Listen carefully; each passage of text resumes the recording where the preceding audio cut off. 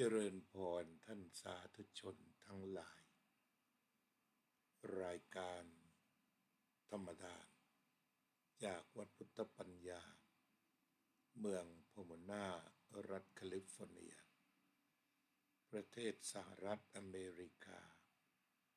มาพบกับท่านผู้ฟังท่านผู้ชมอีกวาระหนึ่งรายการธรรมทานจากวัดพุทธปัญญาวันนี้เป็นวันที่17เดือนมีนาคมพุทธศักราช2568พวกเราทั้งหลายยังคงประทับใจดื่มด่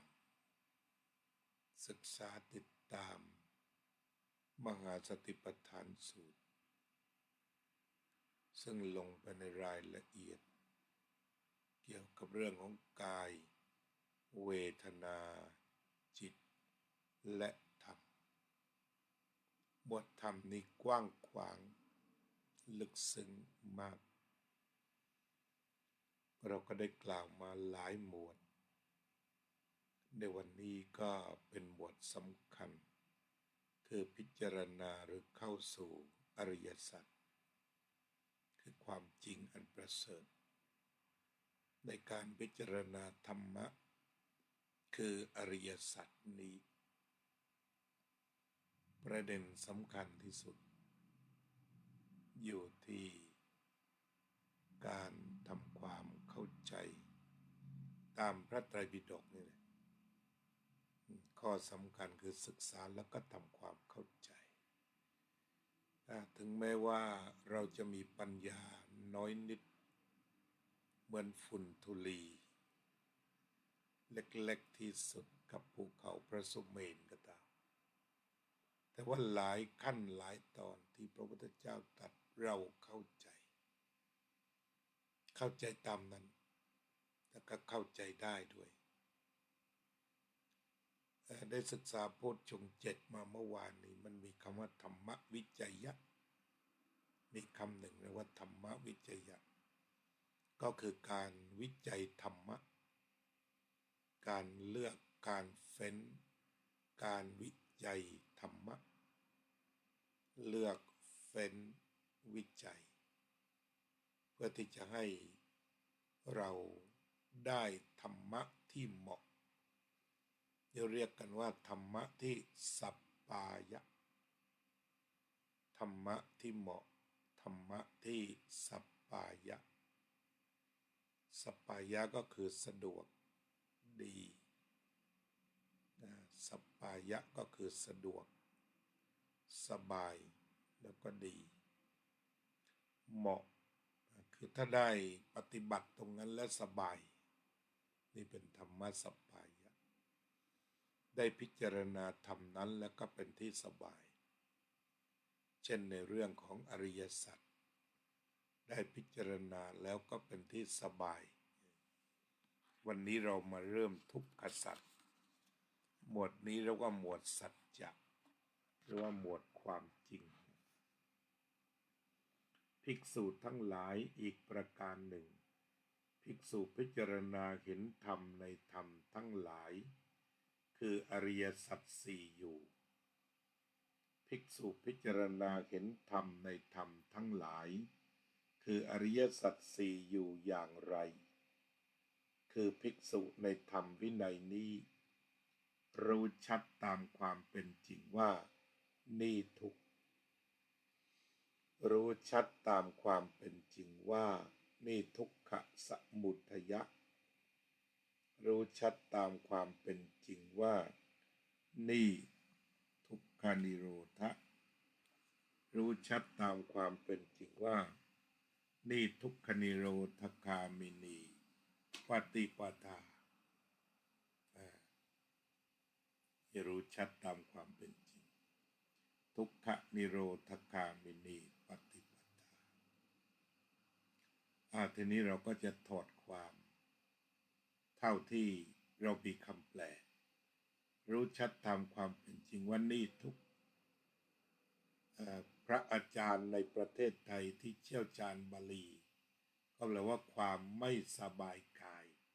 ความไม่สบายใจทุกข์ก็คือไม่สบายทุกข์คือไม่สบายทีนี้ถ้าว่าให้ลึกเข้าไปในสภาวะ ก็แปลตามศัพท์นะบรรดาครูบาอาจารย์นักบรรยายเขามักจะแปลตามศัพท์ทุกขะแปลว่าทนได้ยากทุกขะทนได้ยากซึ่งตรงข้ามกับว่าสุขะทนง่ายก็ตกลงว่าทั้งทนยากและทนง่ายคือต้องทนก็เข้ากับว่าทุกเท่านั้นเกิดขึ้นทุกเท่านั้นตั้งอยู่ทุกเท่านั้นดับไปทนยากหรือทนง่ายก็ต้องทนอันดีพระพุทธองค์ตรัสว่าชีวิตนี้มีทุกข์จริงที่สุดถูกที่สุดก็เนื่องมาจากว่าไม่ว่าแตะตรงไหนแล้วต้องมีเพียงแต่รู้หรือไม่รู้ทนยากทนง่ายถ้าว่าเราทำประเด็นเอาไว้ตรงนี้นะทนได้ยากหรือว่าทนได้ง่ายถ้าเราจับกันตรงนี้ให้เป็นเรื่องเลยทีเดียวเนี่ยก็คือชีวิตนี่ก็ต้องทุกข์แม้ใครจะถามโดยเพราะชาวตะวันตกเขามักจะถามว่าทำไมพุทธศาสนากล่าวแต่เรื่องทุกข์อันนี้มันเป็นขั้นความจริงก็มีคือทุกข์เล็กทุกข์น้อยทนยากหรือทนง่ายต้องจับกันไว้ตรงนี้ทนยากหรือทนง่ายก็อยู่ตรงนี้ว่ามันทุกข์เลยตอนนี้อยู่ในบ้านหรูแอร์คอนดิชั่นสบายเครื่องใช้สะดวกก็ทุกข์แต่ว่าทุกข์น้อยนั่งรถหรูไปบนถนนก็ทุกข์เหมือนกันแต่ทุกข์น้อยขณะที่รถยังวิ่งแต่พอรถติดตอนนี้ทุกข์มากนะออกรถที่แพงที่สุดคันหนึ่งก็เอาเป็น100 ล้านก็ได้ถ้ามันมีอยู่ในโลกนี้นะถ้ามีขายแล้วก็มีตังค์ซื้อก็เหมือนกับมีคนคนหนึ่งเจ้าของเรือยอชต์ราคา250 ล้านซึ่งมีอยู่จริงอันนี้มีเรือยอชต์มีเรือยอชต์แล้วก็พอเล่าถึงค่าจอดเดือนละ60,000ค่าดูแลรักษาอีกเดือนละ100,000 กว่าค่าน้ำมันครั้งละ100,000รู้สึกว่าที่พูดมานี่มันสุขหรือทุกข์ อันนี้ดูสภาวะนะก็ไม่ได้ไปขัดคอใครจะซื้อลำละกี่พันล้านก็ว่าไปเถอะนั่นก็เป็นเรื่องตามเหตุปัจจัยที่มีได้แต่ว่าถามว่าทุกข์ไหมล่ะทุกข์ก็คือเริ่มทนยากตอนนั่งเรือยอชต์มันก็ทนง่ายหน่อยแต่พอดูราคาน้ำมันชักจะทนยากก็คือออกเที่ยวทุกวันไม่ได้เอาได้รถมารถหรูสุดนำมาจอดไว้ก็ทนง่ายเพราะมีตังค์จ่ายไม่มีหนี้ตอนนี้ทนง่ายจ่ายเงินสดถือว่าทนง่ายแต่ว่าพอจอดแล้วเป็นห่วงโจรขโมยไหมเป็นห่วงว่าคนไม่ปรารถนาจะทุบรถเอาหรือเปล่าจะเอาน้ำมันเครื่องมาประพรมน้ำมนต์ให้ไหมห่วงนิดเดียวก็ทุกข์แล้วทุกข์มากมาแล้วก็คุยไปเถอะบรรดาคนรวยแล้วก็ติดขี้คุยด้วยคุยไปแต่ว่าถ้ามาจับตรงนี้ทนยากหรือทนง่ายมีคฤหาสน์รู้สุดอย่างของดาราที่นี่ก็10 ล้านเหรียญขึ้นไปกันทีเดียวถามว่ามีอยู่หลายรัฐด้วยนะ อย่างมีนักร้องคนหนึ่งแคลิฟอร์เนียก็มีฟลอริดาก็มีที่ตากอากาศที่มีหมดแล้วคนเดียวนอน3 บ้านมีทุกข์ไหมมีตอนเข้าไปนอนเนี่ยก็ทนง่ายแต่พอห่วงเรื่องการดูแลรักษาทนไม่ง่าย วันก่อนก็ถูกไฟไหม้บ้านดาราไปหลายหลังเหมือนกันช่วงไฟร้ายแคลิฟอร์เนียไฟแรงก็เป็นยังไงก็ทุกข์ฉะนั้นก็ความทุกข์เนี่ยมีอยู่จริงเราก็พูดถึงตัวสภาวะเดี๋ยวไม่ได้ให้คุณค่าว่าทุกข์ดีหรือไม่ดีเวลาเราดูธรรมะนี่ถ้าไปข้ามว่าดีหรือไม่ดีคนก็ไปฟันธงว่าดีทั้งมันมีทุกข์ก็เหมือนกับเขาจะตั้งคำถามว่าทำไมคนดีเป็นทุกข์นี่แหละคนดีเป็นทุกข์เพราะมันสิ่งที่ต้องทนง่ายหรือทนยากติดตามเขาไปอยู่มันจึงทุกข์เพราะยังมีความยึดจึงทุกข์มากทุกน้อยนี่อีกอย่างหนึ่ง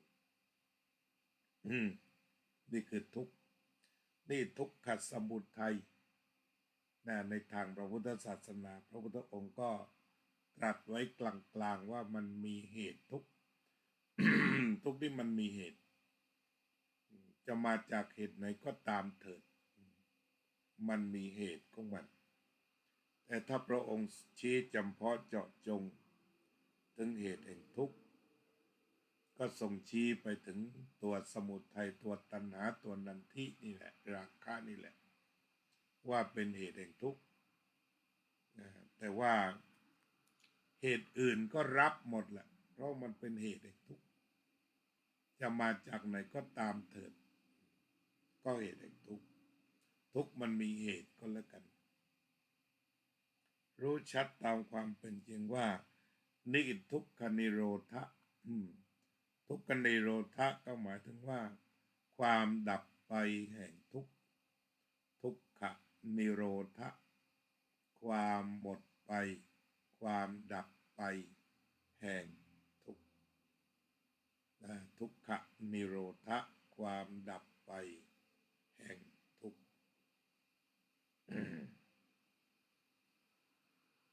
คือทุกข์ไม่เหลือนี่มีทุกขนิโรธะก็มีฉะนั้นไม่ใช่ว่ามันมีแต่ทุกข์อย่างเดียวทุกข์ก็เป็นสิ่งที่มีอยู่จริงเรียกว่าทุกขอริยสัจจะนี่คือทุกข์มีอยู่จริงไม่ใช่ไม่จริงทุกข์มีอยู่จริงไม่ใช่ไม่จริงเนี่ยแล้วก็เหตุทุกข์ก็มีอยู่จริงอีกเพราะมันเป็นสัจจะเนี่ยวิปัสสนาหมวดนี้เนี่ยก็เป็นความสัจจะก็คือเน้นว่าจริงไม่ได้เท็จบรรดานักศึกษาธรรมะที่บอกว่าต้องการเหตุผลอันนี้แหละจริงเลยแหละเป๊ะเลยโดยไม่ต้องใช้เหตุผลทุกจริงเลยไม่ได้ว่าต้องการใช้เหตุผลนะไม่ต้องแล้วความทุกข์มีอยู่จริงจึงเรียกว่าทุกขสัจจะ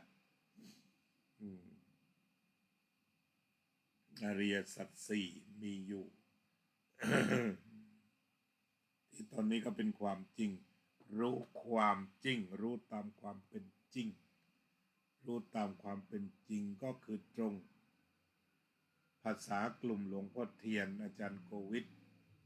ท่านก็ใช้ดีรู้ซื่อรู้ซื่อมันใช้ได้ดีมันตรงดิ่งไม่ต้องตอกต้องแต่งองค์เจริญภาวนาเขาก็ดี คือรู้ไปไม่ตามความคิดอีกคำหนึ่งคือความคิดเนี่ยความทุกข์เนี่ยไม่ต้องคิดเอาไปรู้ตอนมันเกิด นี่ความคิดที่เราคุยกันนี่เป็นสมองแต่ถ้ามันเป็นรู้จริงแล้วมันจะร้องโอ้ย นั่นแหละทุกจริงทุกจริงเนี่ยก็มีคนมาปรารภก็เดี๋ยวบัญชีทุกไว้พรุ่งนี้วันนี้เรามาคุยกันเรื่องทุกหรือว่าจริงในอริยสัจนี้ในข้อนี้ก็คือทุกจริงคือทนยากและทนง่ายมีอยู่จริงนี่ก็ถ้ามันเจอจริงๆก็บอกโอ้ทุกข์ ในบาลีเขาก็มีคำสวดในธรรมจักรอิทังทุกขังอริยสัจจังอิทังทุกขังอริยสัจจังความทุกข์เป็นอย่างนี้ อิทังทุกขังอริยสัจจังความทุกข์เป็นอย่างนี้อิทังทุกขังทีนี้มันมาตอนไหนมาตอนทุกข์อ่ะพอเจอทุกข์ก็บอกอิทังทุกขังอริยสัจจังทีนี้ก็มาอันที่สองเลยทุกอิทังทุกขสมุทัยโยอริยสัจจังเหตุแห่งทุกข์เป็นเช่นนี้เหตุแห่งทุกข์เป็นเช่นนี้ก็อาจจะเป็นภาษาชาวบ้านหรือว่าง่ายๆสุดก็คือชอบจังนี่แหละถ้าเราจะพูดถึงกามตัณหากับภวตัณหานี่หมวดชอบแล้วก็พูดถึงวิภวตัณหาก็คือจังทั้งดึงทั้งผลักกามตัณหาภวตัณหานันทิราคะดึงเข้ามาวิภวตัณหาคือโทสะปฏิฆะดึงออกไปผลักออกไปดึงเข้ามาอันนี้ทุกขสมุทัยลองดูชักเขย่อดึงโดนดึงออกไปแล้วก็ดึงเข้ามามันทุกข์ขนาดไหนทุกข์เพราะดึงกับผลัก อะไรที่ไม่ดีกับผลักออกอะไรที่มันเจ็บปวดมันก็ผลักออกไปแต่มันไม่ไปตัวนี้แหละไม่ได้ตามความปรารถนายิ่งผลักยิ่งเหนียวนี่ก็คือทุกขสมุทัยต่อไปทุกขนิโรธะผลักไปผลักมามันก็หยุดตรงกลางผลักมันก็ทุกข์ดึงมันก็ทุกข์ต่อไปก็มาหยุดอยู่กลางจะไม่ทุกข์ถ้าผลักก็ทุกข์ดึงก็ทุกข์จึงไม่ผลักและไม่ดึงไม่ทุกข์ผลักก็ทุกข์ดึงก็ทุกข์ไม่ดึงไม่ผลักไม่ต้องทุกข์ก็คือทุกขนิโรธะ ทุกขนิโรธะนิโรธะนี่ก็แปลว่าไม่เกิดขึ้นไม่แทงแล้วรุทธธาตุในความแทงนิโรธะเนี่ยไม่มีแทงอีกแล้วต่อไปก็ทุกขนิโรธคามินีปฏิปทาทางให้ถึงความสิ้นทุกข์อริยมรรคมีองค์8สัมมาทิฏฐิเห็นถูกต้องสัมมาสังกัปปะความดำริถูกต้องสัมมาวาจาพูดจาถูกต้องสัมมาอาชีวะสัมมากัมมันตะทำการงานถูกต้องสัมมาอาชีวะเลี้ยงชีวิตถูกต้องสัมมาสติสัมมาวายามะเพียรถูกสัมมาสติมีสมาธิถูกต้องสัมมาสมาธิมีสมาธิถูกต้องนี่คือความถูกต้องแล้วก็มีหยุดจริงมีหยุดจริงเอกคตาเจตสิกมีอยู่จริงในชีวิตประจำวันก็คือจุดหนึ่งมันก็จะเดินไปตรงกลางหลังจากจิตว้าวุ่นทั้งผลักทั้งดึงก็มีจิตที่หยุดไม่ผลักไม่ดึงอันใดอันหนึ่งดูดีๆเรียกว่าเอกคตาจิตหรือว่าเอกคตาเจตสิกอันนำไปสู่การเป็นสมาธิซึ่งเป็นสมาธิธรรมชาติดังที่กล่าวแล้วทีนี้พระพุทธองค์ก็มีวิธีการทำสมาธิที่หลากหลายเรียกว่าเป็นสมาธิธรรมชาติทั้งหมดเพราะมันมีเอกคตาจิตอยู่ที่นั่นเพราะฉะนั้นก็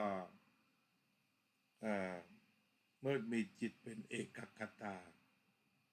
ก็เกิดนิโรธคามินีปฏิปทาการเจริญสมาธิภาวนาจะเป็นยืนเดินนั่ง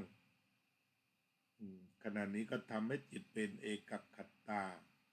ก็คือการเดินอยู่ในอริยมรรคมีองค์แปดเพื่อความสิ้นทุกข์นั่นเองวันนี้ก็เป็นการเปิดประเด็นหรือว่าแนะนำกันเสียก่อนในหมวดใหญ่หมวดสำคัญที่เราจะก้าวเข้าไปสู่อริยสัจสี่ตรงนี้มันก็เป็นหมวดหนึ่งอันเป็นหมวดที่มีความสำคัญสูงสุดในหมวดที่หนึ่งหรือว่าหมวดนี้ที่ทำความเข้าใจกับทุกคนทำความเข้าใจกัน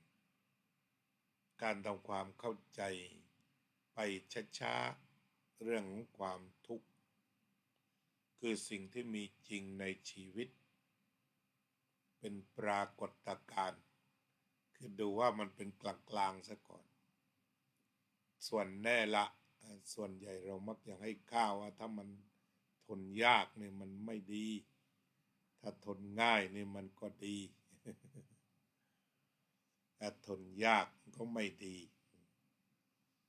ก็เวลาที่ใครโกรธใครก็อยากจะให้เขาอยู่ยากหน่อยแต่เวลาที่รักก็อยากให้เขาดีหน่อยความจริงแล้วเนี่ยก็เป็นทุกข์อยู่นั่นแหละไม่ต้องไปปรารถนาให้เขาทุกข์แค่มันติดตัวมานี่ก็พอแล้วที่มันทนยากอยู่เนี่ยไม่ต้องไปปรารถนาแรงมันก็ทุกข์พอตัวนี่ก็เรียกว่าเรื่องเดียวก่อนนะทุกข์คือความจริงสูงสุดเราไม่ได้เรียกว่ามันไม่ดีหรือมันดีก็เรียกว่าไม่มีทเวภาวะดีชั่วแต่มันเป็นสภาวะที่จริงอยู่นั่นแหละดวงจันทร์มันก็อยู่นั่นแหละดวงอาทิตย์อยู่นั่นแหละโดยไม่ต้องว่าดีหรือไม่ดีที่พอให้ค่าว่าดีหรือไม่ดีมันก็ความทุกข์มันจะเติมขึ้นถ้าดีก็อยากได้เยอะๆอยากเจอแต่แสงจันทร์ไม่เจอแสงอาทิตย์ว่าเขานั้นแต่ความเป็นจริงมันก็ชอบไม่ชอบมันก็เดินอยู่แบบนั้น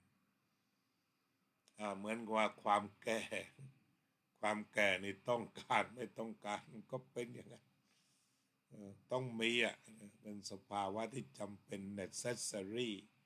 ไม่ใช่ luxury ฝรั่งเขาบอกว่าความแก่นี่เป็น necessary ไม่ใช่ความ luxury เป็นสิ่งจำเป็นความแก่นี่มันเป็นสิ่งจำเป็นไม่ใช่ความฟุ่มเฟือยความแก่นี่ไม่ได้มาแก่กันอย่างฟุ่มเฟือยมันจำเป็นต้องแก่นั่นเองเดี๋ยวลองทักทายหน่อยนะวันนี้เราเปิดหัวทุกตัวเดียวเนี่ยพอนะวันนี้พอแล้วเอาทุกตัวเดียว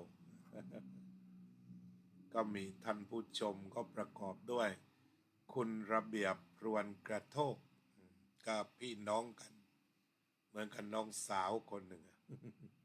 ติดตามธรรมะอย่างดีเลย ทุกรายการอาทิตย์ที่แล้วก็นำรถซาเล้งมาบรรทุกพี่สาวที่บ้าน2 คนไปฟังธรรมที่วัดประสาทนิกรเที่ยวนี้ก็อย่าลืมซะละเที่ยวนี้ท่านอาจารย์พระครูภาวนาสิริวัฒน์หรือพี่หลวงทวีปที่เคารพจากวัดแทนวันดีเจริญสุขจะเทศที่วัดประสาทนิกรลานโพธิธรรมนะคุณระเบียบอย่าลืมเตรียมซาเล้งดีๆโยมบัวผันตั้งหลักได้แล้วกลับมาจากสปป.ลาวกลับบ้านที่อเมริกาก็จะฟังธรรมะอย่างเหนียวแน่นไม่พลาดเช่นกันโยมโจ้โยมกัลยาว่องทิพย์คงคาอาจารย์ณรงค์สังฆวิจิตรปฏิบัติหน้าที่ที่วัดพุทธปัญญาเมื่อวานก็แสดงธรรมท่านก็มีโอกาสก็รักการแสดงธรรม รักการทำหนังสือก็ได้ทำหนังสือมาแจกแก่ท่านสาธุชนจำนวน300 กว่าเล่มก็ไปเยอะก็เป็นที่น่ายินดีเพราะวัดพุทธปัญญาในชุมชนเรานี่สร้างมาด้วยหนังสือเมื่อก่อนนี้เป็นลำเรืออาตมาก็จะไปรับหนังสือบ่อยๆเขียนเอง เขียนเองแล้วก็แจกเองญาติโยมถวายปัจจัยมาก็รวมเขียนดูท่านดร.ณรงค์ก็แนวโน้มเป็นอย่างนั้นคือได้ปัจจัยแล้วก็พาไปทำหนังสือมาแจกญาติโยมนี่น่านุโมทนาทำให้บุญเพิ่มขึ้นอาจารย์ด็อกเตอร์ส่งเสริมแสงทองว่ากะไรสบายดีหรือเปล่าอาจารย์ด็อกเตอร์ส่งเสริมของเราโยมวิษณุแก้วชูสมัยวยาวยกรหรืออุบาสกวัดหัววังวัดสมุขเขตารามคุณเรนูไทยสังคมโยมน้อยผมประเสริฐตอนนี้พี่หลวงออกอากาศอยู่เหมือนกันอยู่ใกล้ๆกันเลยจันทวีปก็กำลังออกอากาศอยู่วันนี้เราก็คุยกันสบายคุยเรื่องทุกข์แต่คุยสบายเราคุยกันเรื่องทุกข์แต่เราก็คุยกันแบบสบายไม่ต้องมากนักได้คุยกันเรื่องทุกข์เดี๋ยวลองเช็คที่ญาติโยมเข้ามาอีกส่วนหนึ่งมันมา2 ทางก็เหมือนกันโยมนิพาพรยิ่งรุ่งโรจน์อีกส่วนหนึ่งทางโปรแกรมชวนลึกโยมนิพาพรยิ่งรุ่งโรจน์โยมพรพันธ์เรดเล่โยมสุนิตวงสุเทพโยมศิวิไลศรีวงชัยโยมกุหลาบพัชรดุล โยมนพรัตน์บุญกอบโยมสมควรกตาธิการโยมโซเฟียสุภาพรโยมไพจิตบุญร่วมแล้วก็เข้ามาโยมระเบียบอาจารย์ด็อกเตอร์ส่งเสริมกระผมสบายดีครับเสียงพระอาจารย์ที่เชียงใหม่ชัดเจนดีครับอาจารย์ดีขึ้นท่านด็อกเตอร์สบายนะได้ผส.แล้วหรือยัง เป็นด็อกเตอร์สายธรรมเป็นครูบาอาจารย์นะครับเผยแผ่ธรรมไปในตัวอยู่มหาวิทยาลัยเชียงใหม่เคยมาปฏิบัติหน้าที่วัดพุทธปัญญายุคต้นสุด แล้วก็ลาสิกขาไปรับใช้ชาติรับใช้พระศาสนาไปหมดทุกแห่งที่มีการเชิญ เรียกว่าคนที่รักธรรมะรักศาสนากว่าคฤหัสถ์ก็มีอยู่เยอะความจริงช่วยกันผลักดันช่วยกันหมุนกงล้อธรรมจักรมีอยู่เยอะมีอยู่จริงก็น่าอนุโมทนาแล้วก็ที่สำคัญก็คือที่มาฟังรายการพระอาจารย์นี่แหละโดยเฉพาะรายการนี้รายการธรรมทานเก่าแก่หลายปีก็เปิดพระไตรปิฎกอ่านกันเนี่ยชวนกันอ่านอาตมาจะเป็นผู้อ่านให้เองพอดีนี้ใช้โปรแกรมเก่าเมื่อก่อนสตรีมยาร์ดเนี่ยเราจะขึ้นหน้าได้ด้วยตอนนี้เป็นโปรแกรมเก่า OBS เก่าแก่ฝึกใช้อยู่นานทีนี้ก็กลับมาใช้ใหม่มันยากอยู่เหมือนกันซ้อมอยู่สักเกือบเดือนแต่ว่าก็กลับมาใช้ได้สะดวกแล้วก็ฟรีด้วย ก็อ่านพระไตรปิฎกสักวันละคำ2 คำเอาคือว่าไม่ลำหักลำโค่น ตรงไหนที่อ่านแล้วเข้าใจก็เลือกอ่านตรงนั้นแล้วก็ลองทำความเข้าใจนี่ก็บอกแล้วว่าธรรมะพระพุทธองค์นั้นลึกซึ้งมากเพียงแต่ว่าบางทีก็ยังไม่ได้ทิ้งสัตว์ผู้ยากไร้แบบเรามันยังเข้าใจได้เลยที่ความยากของพระไตรปิฎกมันอยู่ที่ว่ารู้ตามความเป็นจริงว่านี่ทุกขสมุทัยะนี่ทุกขนิโรธะนี่ทุกขนิโรธคามินีปฏิปทาเนี่ยเพราะว่าบาลีมาแน่นตึกบาลีมาแน่นตึกเลยจำเป็นต้องคลายบาลีที่มาแน่นมันจำเป็นจะต้องคลายออกฉะนั้นทุกขะในวันนี้เรามาคลายกันคลายกันทั้งสองคำแปลว่าความไม่สบายกายความไม่สบายใจตรงนี้มันก็เป็นคุณค่าให้ค่าแล้วว่าสบายหรือไม่สบายเราก็เรียกว่าถ้าสบายก็เป็นสุขถ้าไม่สบายก็เป็นทุกข์ถ้าสบายใจก็เป็นสุขสบายกายด้วยสะดวกการเดินการยืนการนั่งสะดวกเป็นที่สบายเรียกว่าสุขขณะเดียวกันเรียกว่าทุกขะก็คือทนได้ยาก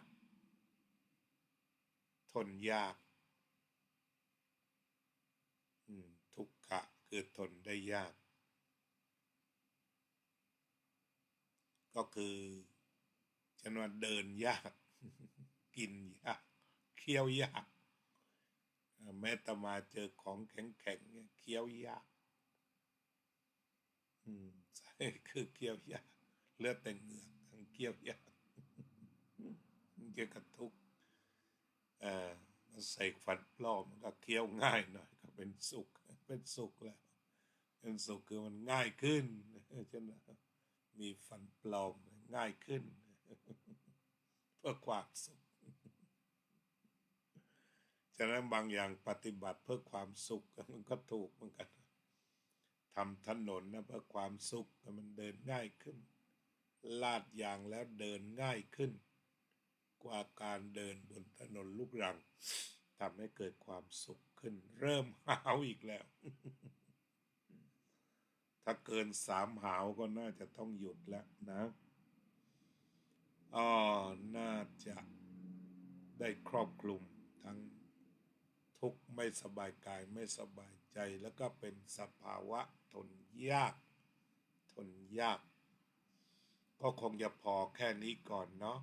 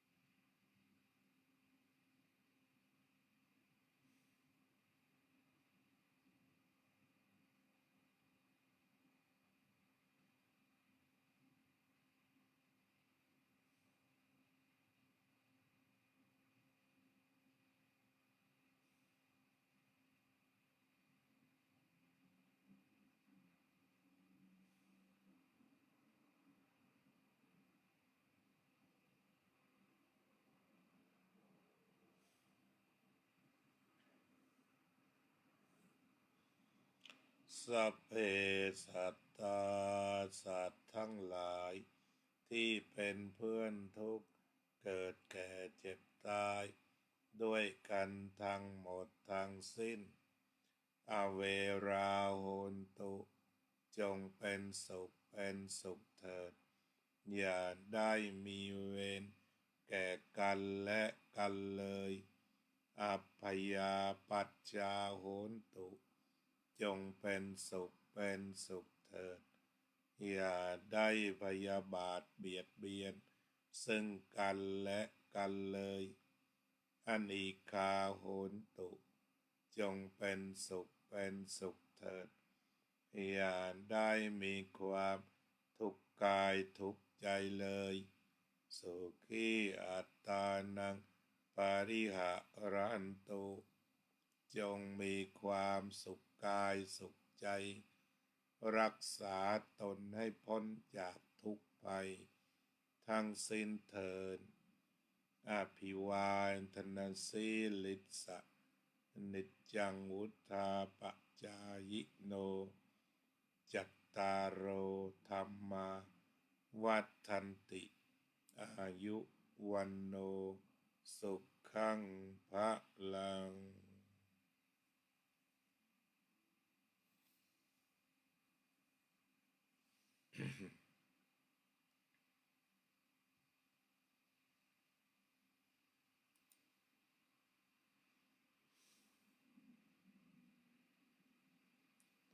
ขอขอบคุณอนุโมทนาโยมกัลยาว่องทิพย์คงคาโยมน้อยพรหมประเสริฐโยมศิวิไลโยมนพรัตน์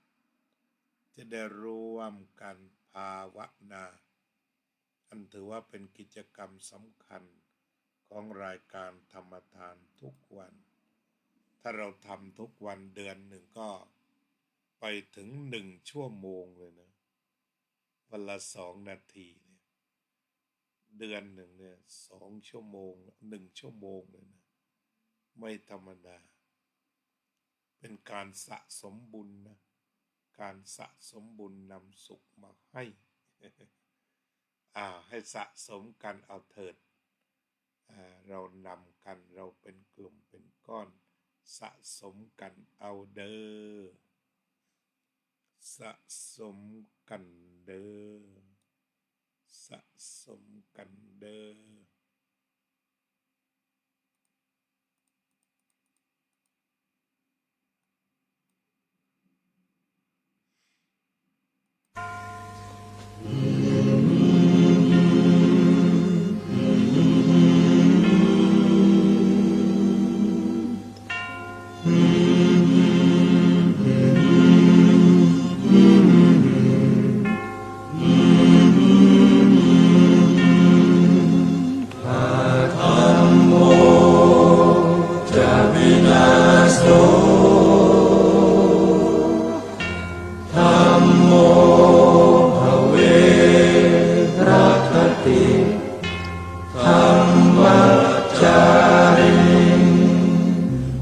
พุทธองค์ท่านทรงตรัสรู้เป็นสัพพัญญูตรัสสอนความจริงว่าธรรมะย่อมชนะทุกสิ่งเป็นที่พึงพิงแก่ผู้ประพฤติชอบธรรมธัมโมจะวินาโสธัมโมภเวรัคติธัมมัจจาริอำนาจใดๆก็ตามย่อมถึงความพินาศถ้าขาดธรรมะประจำไม่มีใครอยู่ค้ำฟ้าเราต่างเกิดมาใช้กันจงอยู่ในศีลในธรรมคิดทำแต่กรรมที่ดีธัมโมจะวินาโสธัมโมภเวรัคติธัมมัจจาริธรรมส่องสว่างสู่ทางสุขสีคำจุนโลกนี้นิรันดร์ธัมโมจะวินาโส